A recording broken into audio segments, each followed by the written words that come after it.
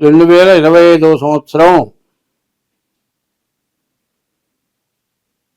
October నెల కర్కాటక రాశి ఫలితాలు చెప్పుకుందాం.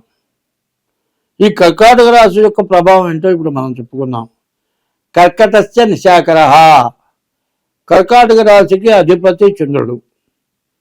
మొన్న 7వ తారీఖు రోజున సంపూర్ణ చంద్రగ్రహణం వచ్చింది.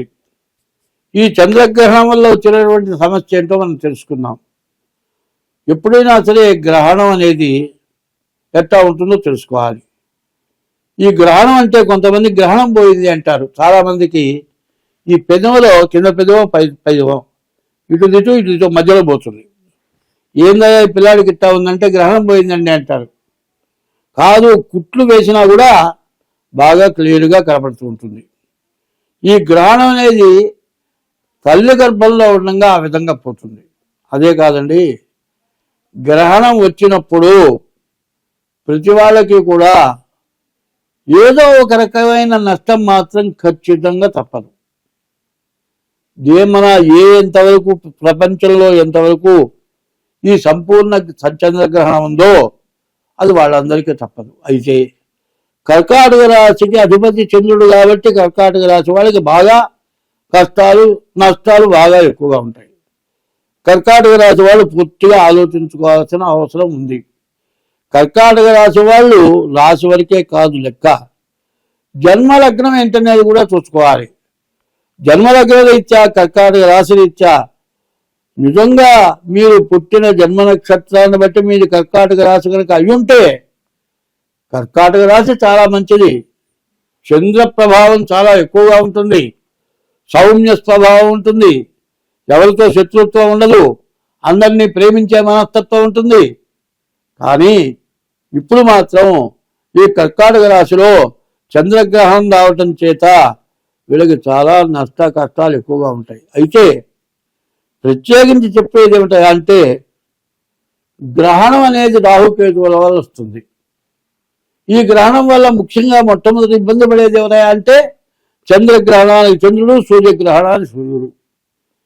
చంద్రుడేమో కర్కాటక రాశి అధిపతి, సూర్యుడేమో సింహరాశి అధిపతి.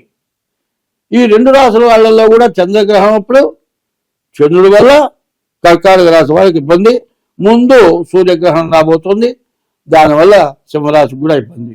అయితే నిన్నటి దాకా ఈ కర్కాటక రాశికి అష్టమంలో శని మార్చి 30 వరకు అష్టమంలో శని ఉన్నాడు.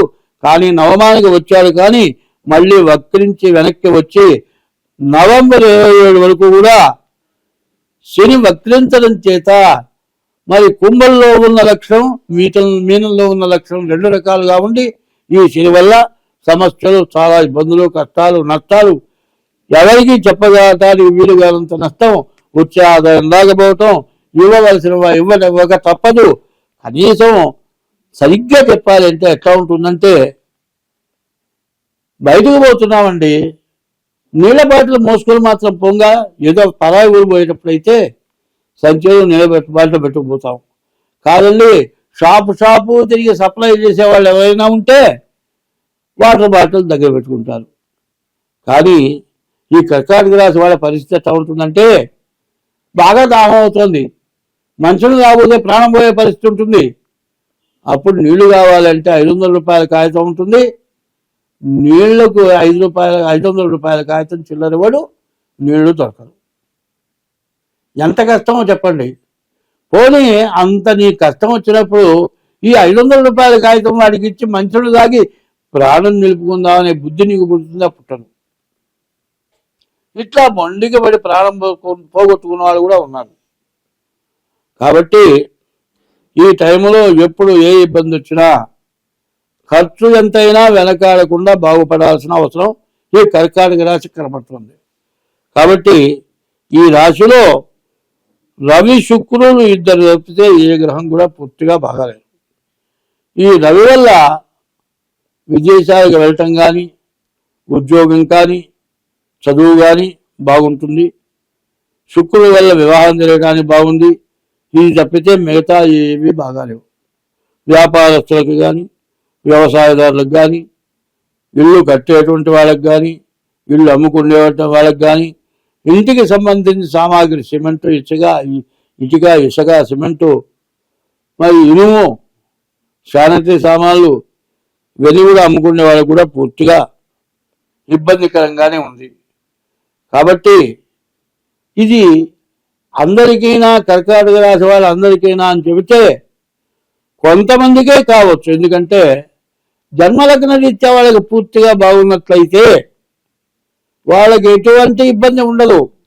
ఏమంటే మీరు కర్కాటక రాశి రీత్యా బాగాలేదని చెప్పారు కదా, మాకు బాగానే ఉంది కదా అంటే మీ జన్మలగ్న రీత్యా బాగుండేటట్లయితే మీకు ఎటువంటి సమస్య రాదు. అట్లాగే కర్కాటక రాశితో పాటు జన్మలగ్న రీత్యా బాగుండకపోయినట్లయితే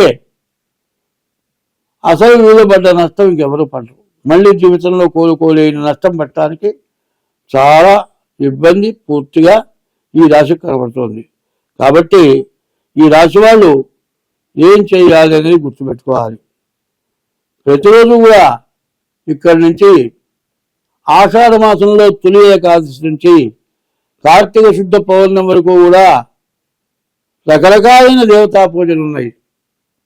శ్రావణంలో లక్ష్మి, భాద్రపదంలో పితృదేవతల పూజ, మరి భాద్రపదంలో వినాయక చవితి పూజ, మరి ఆశ్వేజంలో దసరా, కార్తీకంలో ఈశ్వరుడు, మార్గశిరంలో విష్ణుమూర్తి. ఈ దేవతలందరి పూజలు కూడా ఈ కర్కాటక రాశి వాళ్ళు తప్పనిసరిగా చేసుకోవాల్సిందే. ఇట్లా చేసుకుంటేనే మీ సమస్యల నుండి మీరు బయటపడతారు. అయితే ఈ పూజలు చేయమన్నాను కదా అని మీ జాతకం చూపించుకోకుండా అచ్చగా ఈ పూజలు చేస్తే సరిపోదు. మీ డేట్ ఆఫ్ బర్త్ ద్వారా మీ జాతక రీత్యా కూడా ఏ గ్రహాలు బాగాలేదు, ఏం చేయాలో అది చేయాలి. ఇవన్నీ కాదండి, సరే జాతక రీత్యా కాదు, మరి దేవతా పూజల వల్ల కాదు, ఇంకా ఇన్ని చేసినా ఎందుకు కాకుండా పోతుంది అంటే మరి ఒకటి చెప్పారు, గంగ మరి విష్ణు పాదోద్భవం గంగ అన్నారు. విష్ణువు యొక్క పాదాల నుంచి వచ్చింది గంగ. ఆ గంగ దగ్గరికి పోతే హరిద్వార్, హృషికేశ్, అమర్నాథ్, కాశీ ఇట్లాంటి చోట్లకు పోతే మన వంశంలో మూల పురుషులు చేసిన పాపాలు కూడా పోతాయి అని ఉంది. మరి అటువంటి పాపాలు పోయేటువంటి చోట ముందు అమర్నాథ్లో వరదలు వచ్చి జనం చచ్చిపోయినారు, తర్వాత హరిద్వార్, తర్వాత హృషికేశ్, తర్వాత కాశీ కూడా జరిగింది. ఇన్ని జరిగినాయి అంటే దాదాపు 199 పాలు పాపం పెరిగిపోయింది. ఈ పాపం పెరిగిపోయింది అంటే ముందు దేశం బాగుపడాలి అంటే ముందు ప్రతి దేవాలయంలో దేవుడికి పూజ జరగాలి. 1000 దేవాలయాల్లో పూజ జరిగినా ఒక్క దేవాలయానికి నిత్య నైవేద్య దీపారాధన లేకపోతే మనం పనికిరాం. మన గతి అధోగతి, మనకు తినడానికి తిండి దొరకదు. కాబట్టి ప్రతి దేవాలయంలో నిత్య నైవేద్య దీపారాధన కావాలి. కొన్ని చోట్ల చిన్న చిన్న దేవాలయాలు కడతారు, ఎవరో దీపారాధన చేస్తారు, కానీ ఒక బ్రాహ్మణ్ నైవేద్యం పెట్టడు. కనీసం ఊరికినే బ్రాహ్మణుడు వచ్చి ఒక పూట పూజ చేసి వంట చేసి నైవేద్యం పెట్టి వెళ్ళటానికి కొంత జీతం ఇచ్చైనా సరే ప్రతి దేవాలయాన్ని కూడా పోషణ చేయాల్సిన అవసరం ఉంది. అట్లా చేస్తేనే అన్ని రాశులు బాగుపడతాయి, అన్నింటిలోకి కర్కాటక రాశి బాగుపడుతుంది. మరి ఇప్పుడు మేషం నుంచి మీనం వరకు చెబుతున్నాను. దసరా నవరాత్రులు వస్తున్నాయి. నవరాత్రులు నవగ్రహాలు, శరీరంలో నవరంధ్రాలు, ఇవన్నీ కూడా ఈ 9 చాలా ప్రత్యేకమైనవి. అమ్మలగన్నయమ్మ, మూలమ్మల మూలపుటమ్మ, చాలా పెద్దమ్మ అని అమ్మవారిని మించిన తల్లి ఇంకొకరు లేరు. కాబట్టి అమ్మవారి పూజ చేయించుకోండి. అమ్మవారి పూజ అంటే దసరా నవరాత్రులలోనే అమ్మవారి పూజ చేయించుకోవాలి. తర్వాత ఇప్పుడు కూడా రక్తవర్ణాన్ని కోరుతుంది. అంతేగాని బలి ఇవ్వమని కోరటం లేదు ఆమె. బలి ఇవ్వటానికి దానికి తగిన శాక్తేయం అనే పూజలు ఉన్నాయి. ఆ శాక్తేయం చేసేవాళ్ళు బలిస్తారు. దసరా నవరాత్రులలో శివాలయంలో అమ్మవారి పూజ చేసిన చోట ఏ బలి ఇవ్వకూడదు. కనీసం కోడిని కూడా తీసుకొని ప్రదక్షిణం చేసి దాన్ని ఇంటికి తీసుకెళ్ళకూడదు. ఇట్లా చేసినట్లయితే దసరా నవరాత్రులు 10 రోజులు చేసిన పూజ మొత్తం ఈ హింసతో జీవ హింసతోటి మీ పుణ్యమంతా పోతుంది. కాబట్టి దసరా నవరాత్రులు తర్వాత చివరికి దీపావళి పండుగ వస్తుంది. దీపావళిని దానికి అర్థం ఏంటంటే నరకాసురుడు అనేటువంటి రాక్షసుడిని అమ్మవారు సంహరించింది. ఆ నరకాసురుడిని సంహరించినందువల్ల ఆ నరకాసురుడు ఒక బ్రాహ్మణ్ణి, ఒక గొర్రె పొట్టేల్ని, ఒక మేక పొట్టేల్ని, తర్వాత ఒక బండెడు అన్నం, ఇట్లా విపరీతమైన ఆహారం రోజుకొకళ్ళు బలి ఆ విధంగా తింటూ ఉంటే అప్పుడు కృష్ణ పరమాత్మని కోరుకుంటే అప్పుడు ఆ నరకాసురుణ్ణి మరి కృష్ణ పరమాత్మ యుద్ధం చేసినప్పుడు ఆ అమ్మవారు కోరిక కోరింది. మరి యుద్ధంలో బండి చక్రం ఆగితే వేలు పెట్టి నడిపింది. నీ కోరిక తీరుస్తానన్నాడు. ఆ కోరిక ప్రకారం ఆ నరకాసురుడిని రాక్షసుడిని సంహరించడానికి నాకు అవకాశం ఇవ్వమని అడిగితే ఆ అమ్మవారు నరకాసురుడిని సంహరించింది.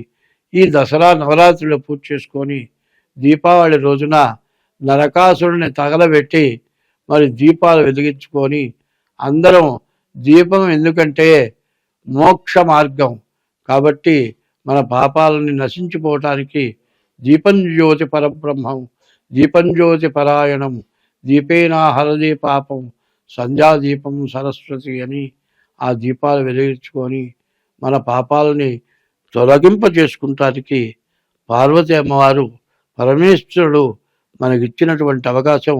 అటువంటి అవకాశాన్ని అందరూ కూడా సద్వినియోగం చేసుకొని అమ్మవారిని పూజించి దీపావళికి నరకాసురుడిని పూజించి నరకాసుర సంహారం, నరకాసురుడు బొమ్మ తగలబెట్టి మరి తర్వాత దీపావళి మందులు కాల్చడం దీపావళి కాదు, విపరీతమైన మందులు కాల్చుకొని చేతులు తగలబెట్టుకొని ఈ మందులు కాల్చే షాపు మీద ఏ అవాయో పడి మందులు తగలబడిపోయి జనం చచ్చిపోయి ప్రమాదాలు జరుగుతున్నాయి. అటువంటి ప్రమాదకరమైన పనులు కాదు. ఇంటి నిండా ఎన్ని దీపాలైనా పెట్టండి, అది దీపోత్సవం అంటారు. అటువంటి దీపోత్సవం అమావాస్య నుండి కార్తీక మాసం నెల మొత్తం ప్రతిరోజు దీపం వెలిగిస్తాం. ఆ దీపం వెలిగించి మరి అమ్మవారిని ఈశ్వరుని పూజిస్తాం. మన దోషాలని పోవటానికి దసరాలో అమ్మవారి పూజ, దీపావళి రోజున అమ్మవారి పూజ, కార్తీక మాసం ఈశ్వరుడు అమ్మవారి పూజ, ఇది చేస్తే మన దోషాలను కూడా నివృత్తి అవుతాయి. అందరం బాగుంటాము. స్వస్తి.